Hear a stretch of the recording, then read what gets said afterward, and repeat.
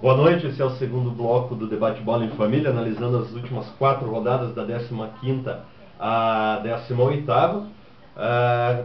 Começamos com o Atlético Goianiense 1, Grêmio 0, gol, parece que foi aos 40 e tanto de segundo tempo, né? Aos 43, 44 segundo tempo. Terminando o jogo. Que falta de sorte do Grêmio, né? Falta de sorte do Grêmio, mas também competência do Atlético de Goiás. Falo que você está vendo aí que nos últimos 12 pontos, marcou 9 também o time de Goiânia, hein? Exatamente. Inclusive aquela vitória no Engenhão em cima do Flamengo, né? Exatamente. Olha o que fez o Atlético de Goiânia.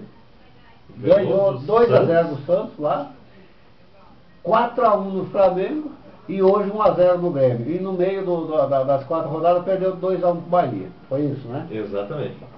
Tá querendo sair da zona da degola, né? Tá querendo. Se bem que eu não vou mudar minha opinião das 6 equipes que eu chamo de equipe de Série B, que eu acho que o Atlético de Goiânia faz parte desses 6. Só que desses 6, 2 continuam na Série A. Então, já que tem 2 que ficavam, vamos ver quem são os candidatos. Além de 2 continuar na Série A, nós temos também Atlético Mineiro visitando a Série B, né? O Atlético Mineiro, o Atlético Paranaense e o Grêmio. Tem 3 equipes visitando a zona ali da Série B. O Atlético Mineiro parece estar querendo comprar passagem já de primeira classe, né? Também estou achando.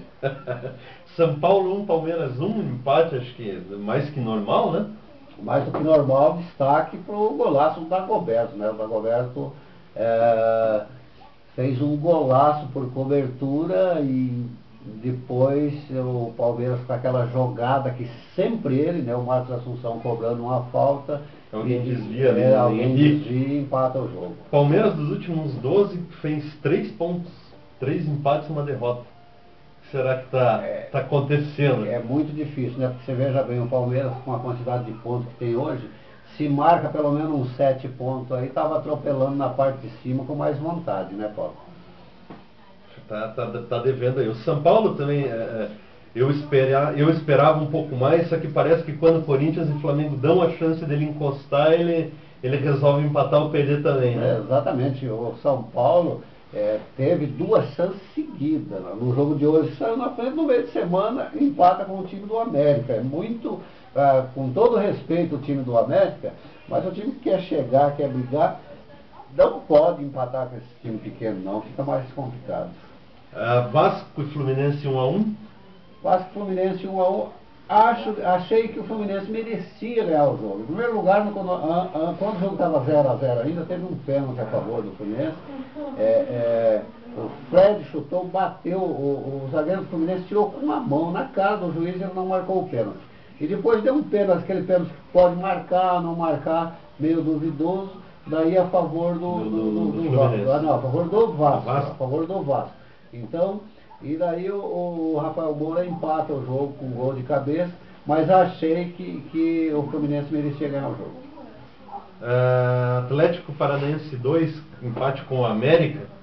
A torcida acho que ficou um pouco decepcionada pelos resultados que o Atlético vinha conseguindo, né?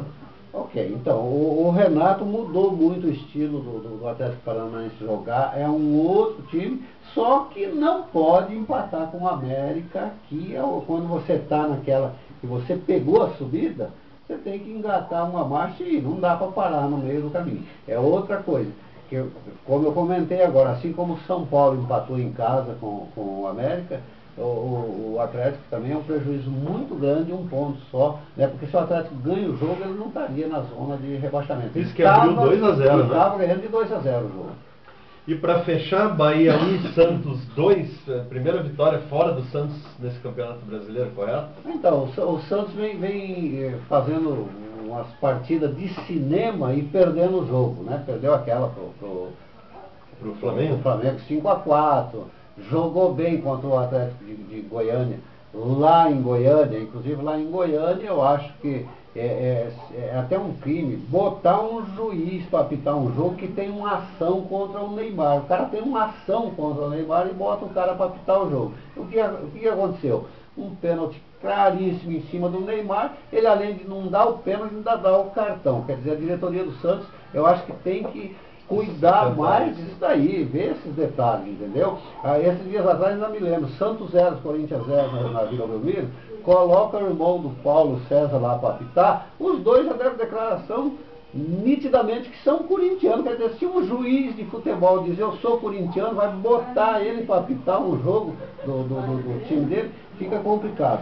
Mas não vamos botar culpa no juiz. O Santos tem que jogar bola. E o engraçado, hoje o Bahia dominou o time do Santos e o Santos ganhou o jogo. Exatamente. A gente aí faltou uma rodada para encerrar o primeiro turno. Já dá para apontar uns candidatos a título? Continua sendo os 6 de cima ali ou pode ter surpresa aí? Por isso que o futebol brasileiro é o melhor do mundo, indiscutivelmente. Exatamente por isso, né? Você veja bem, nós estamos com um turno terminando e continua ainda 8, 9 equipes que pode ser campeão brasileira. Você está entendendo? Porque hoje se você pega, por exemplo, Botafogo, Vasco e Flamengo, os 3 são candidatos ao título. Se você pega Corinthians, São Paulo e Palmeiras, os 3 são candidatos ao título, ainda depois de um turno terminado. Agora ocorre que por aí depois vem Cruzeiro, que pode chegar, vem Inter, que pode chegar, você está entendendo? Então, quer dizer, nós terminamos o primeiro turno com 8 equipes ainda podendo ser brigar, né? Campeão brasileira. Exato. Mas desponta algum favorito? Será que continua esse Corinthians e Flamengo aí ou... Hoje não dá para falar. Eu acho que se o São Paulo começar a botar a casa em ordem, desponta o São Paulo como favorito. Acho também que se continuar as próximas 4 rodadas, quer dizer, a última do primeiro turno e as 3 primeiras, se o Botafogo manter o ritmo, aí começa a 4ª rodada do segundo turno como favorito a ganhar o título. Se manter, se fizer no mínimo 7 pontos dos 4 próximos, 12, né? dos 12 pontos, é favorito a chegar ao Botafogo, um favorito muito forte. Lembrando que essa próxima rodada é a maioria de clássicos, né?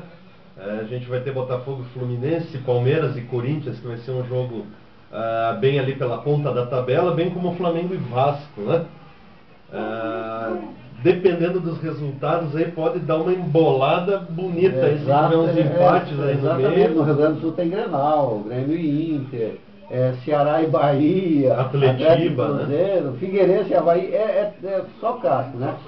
Santos e São Paulo, e o Santos ainda tem no meio da semana um jogo atrasado, né? Aí depois ainda sobra mais um jogo atrasado que seria contra o Grêmio, que vai fazer só no segundo turno. O Santos tem no meio de semana agora o Fluminense. Isso quer dizer, se o Santos colocar a casa em ordem e fizer uns 4 pontos desses 6 aí, sai de 18 para 22 e daí entra já lá. E já dá uma respirada também, né? Mas para isso tem que fazer no mínimo 4 pontos nesses jogos aí que estão faltando. Muito bem, esse foi o Debate Bola, fazendo a análise da 18ª rodada, das 3 anteriores que a gente estava devendo. Até a próxima. Até a próxima, se Deus quiser, com a 19ª rodada. Um abraço a todos, boa noite. Boa noite.